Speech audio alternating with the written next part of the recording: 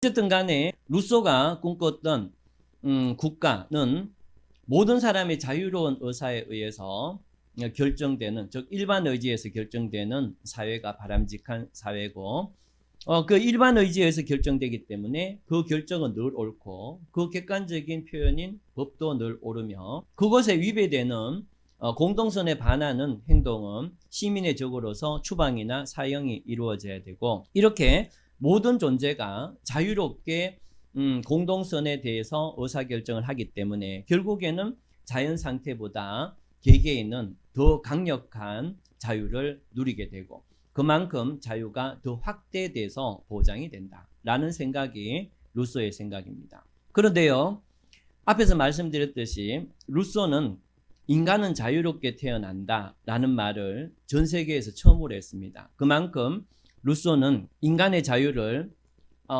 굉장히 중시했고, 이 자유를 더 확대하고 더 보장하는 형태로서 일반의지라는 걸 이론을 구성해서 사회계약론을 설명했는데요. 자신의 의도와는 정반대로 이 루소의 이론은 앞에서 말씀드렸던 것처럼 개인의 자유를 완전히 억압하는 사회주의적 전체주의하고 직접적으로 바로 연결이 돼요.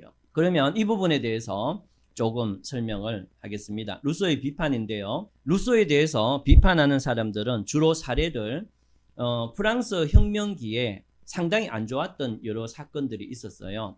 그걸 예를 드는데, 저는 여러분들이 이해하기 쉽도록 유사한 우리나라의 사례를 들도록 하겠습니다.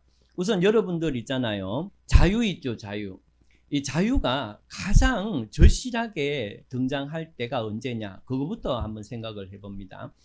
자유라는 개념이 언제 가장 절실하게 등장을 하는가 하면은, 모든 사람이 잘못된 B라는 얘기를 하는 상황에서 나는 A라고 얘기를 해야 되는데, 그 A라는 얘기를 하게 되면 국가의 권력에 의해서 잡혀가거나 혹은 다수의 세력에 의해서 내가 유형적, 무형적 방법에 의해서 입 다물게 된다면 그게 바로 자유가 없다는 겁니다. 바로 이런 상황이 사실은 자유가 가장 중요하게 등장해야 될 상황이거든요. 여러분들이 일반적일 때는 자유를 누린다는 생각조차 못합니다. 그 자유가 제한됐을 때 비로소 자유 이런 얘기를 하게 되는 거죠. 이거를 표현이나 언론의 자유로 보면은, 얼마 전에 이제 보도가 되기를 어떤 남성이 화장실에 갔는데 누명을 덮어 썼단 말이에요. 그런데 수사관들이 이미 A다 라고 이렇게 전제를 깔고 내 얘기를 충실히 들어주지 않는단 말이에요. 그럴 때는 어떻게 돼요? 당장에 내 자유가 침해되는 거죠. 바로 자유라는 것은 그때 내가 얘기를 하고 그 상대방이 그것을 진실하게 들어주고, 그럴 때 인간은 자유가 보장된다 할 수 있습니다. 그 반대는 자유가 억압되는 상황이죠. 그런데 루소는 자유를 되게 강조를 하긴 하지만 실질적으로 내용을 보면 바로 일반 의사가 결정된 게 법이고, 그 다수의 의사에 의해서 결정된 법에 반하는 행동은 곧바로 시민사회에 적이 되고 추방되거나 처벌되거나 사형당한다, 이렇게 얘기하기 때문에 결국에는 이 사람은 자유라는 포장지를 갖고 있지만 실질적으로는 완전히 전체주의에 적합한 이론이 되어버린다는 거죠. 그래서 루소 당시에도 이런 비난이 굉장히 많았거든요. 그래서 이 루소의 견해가 사회주의적 전체주의에서는 구체적으로 어떤 식으로 나타나는가라고 하면은, 바로 여러분들이 아마 북한 관련 방송에서 많이 등장하는 거 봤을 겁니다. 당이 결정하면 인민은 따른다. 이 사고가 루소의 일반 의지적 사고하고 똑같습니다. 그러니까 루소는 국가의 어떤 의사결정은 일반 의지, 구성원들의 자유로운 합의에 의한 결정이기 때문에 그런 결정은 형태로 나타난 게 법이고 그걸 절대로 어기면 안 된다 했죠. 지금 바로 이겁니다. 당이, 즉 우리 모두의 의사를 모은 당이 결정을 하면 인민은 무조건 따라야 되고, 거기에 반하면 그것은 반역죄로 처벌이 되는 거죠. 이런 것처럼 이 루소의 일반 의지가 지금처럼 바로 전체주의적 구호하고 너무나 밀접하게 돌아간다는 특징이 있습니다. 그런데 루소 당시에도 이런 비판이 있었기 때문에 루소가 여기에 대해서 반박을 합니다. 그러면 루소는 어떤 반박을 하는가 하면은 전체주의적 사고가 일반 의지처럼 변동이 돼서 그래서 전체주의가 유행을 하고 그래서 개인의 자유가 침해되는 걸 막으려면 개인들의 의사를 쪼개야 된다. 한없이 쪼개야 된다 이렇게 봅니다. 그러니까 정당도 만들지 말고 집단도 만들지 말고 한없이 이 어떤 의견을 한없이 쪼개서 그래서 그 사람들의 의견을 이렇게 모아서 그래서 의사를 결정하면 그게 바로 일반 의지가 아니냐 이렇게 루소가 나름대로 반박을 합니다. 물론 현실적인 건 아니지만 이론적으로 이렇게 반박을 합니다. 그런데요, 이 루소의 반박은 오히려 사회주의적 전체주의자들에게 엄청난 방법을 전체주의를 하는 엄청난 방법을 제공을 해주는 역할을 또 하게 돼요. 이게 무슨 말인가 하면은 이때부터 사회주의적 전체주의자들은 자신의 전체주의적 태도, 사고, 사상을 전체주의적 태도나 사고나 사상으로 보이지 않도록 하는 방법을 루소가 한 얘기를 그대로 따라합니다. 실질적으로는 전체주의의 어떤 것을 위해서 이지만 사람들 눈에는 일반 의지처럼 보이도록 하는 방법이 있고 이 방법을 루소가 바로 제공을 해줬다는 거예요.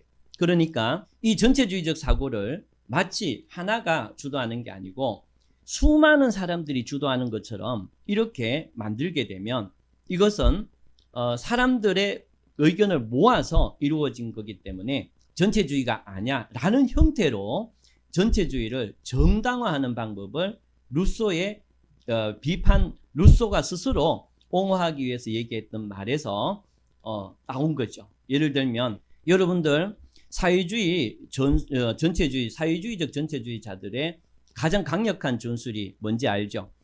한 명이라도 단체를 만들어라. 이게 사회주의적 전체주의자들의 전술의 가장 기본입니다. 그래서 엄청난 단체를 만들게 돼요. 여러분들 해방 후에 1948년에 우리나라의 정당이 몇 개인지 모르시죠? 그 48년부터 50년 사이에 우리나라 정당은 200개가 넘었습니다. 그 다음에 여러분들이 김일성이가 6.25로 남침할 때 남노당의 박헌영이가 한 소리가 있죠. 그게 뭔가 하면은 김일성이가 남침을 하게 되면 남한 사람들은 열렬하게 김일성이를 환영할 것이다. 이거였잖아요. 이것은 어떤 근거인가 하면은 이 남노당의 박헌영이가 세포 조직을 이용해서 굉장히 많은 인민위원회라는 걸 만들었어요. 아까도 말했듯이 이 인민위원회라는 것은 뭐 간단하게 얘기하면 동네 동사무소 비슷한 건데 그런데 아까도 말씀드렸듯이 한 명이라도 집단을 만드는 것이 이 사회주의 전체의 전술이기 때문에 그 인민위원회가 동사무소라고 하긴 좀 어렵습니다. 그런 개념에서 상당히 많은 단체를 만들어 두고 그래서 남침하면 그 단체 이름을 모아서 마치 나만의 일반 의지가 이런 거다라고 하는 것처럼 보이게 했다는 거예요. 그런데 여러분들 최근에 미국 소고기와 관련된 사회 문제가 있었잖아요. 그런데 그 문제가 있을 때 그러니까 그 문제가 본격적으로 거론되고 단 3일 만에 그 소고기에 관련된 이렇게 어떤 걸 이렇게 앞으로 국민들이 어떻게 하겠다. 이게 국민의 의사다라고 발표를 하면서 거기에 밑에 서명한 집단이 2,000개가 넘었어요. 웃기죠? 어디서 그런 게 만들어졌는지 알 수 없는 그런 단체들이 그 짧은 시간에 그렇게 많은 서명을 했다는 겁니다. 이런 거는 이제 뭔가 하면은 사회주의적 전체주의자들이 전체주의적 의사를 형성하기 위해서 마치 일반 의지, 소수의 의견이 모여서 이루어진 것처럼 이 전체주의적 사고를 왜곡시켜서 일반 사람들이 봤을 때 그것이 자유로운 개인들의 의사가 모여서 이루어진 의사구나라고 착각하도록 만드는 전술을 쓴다는 거예요.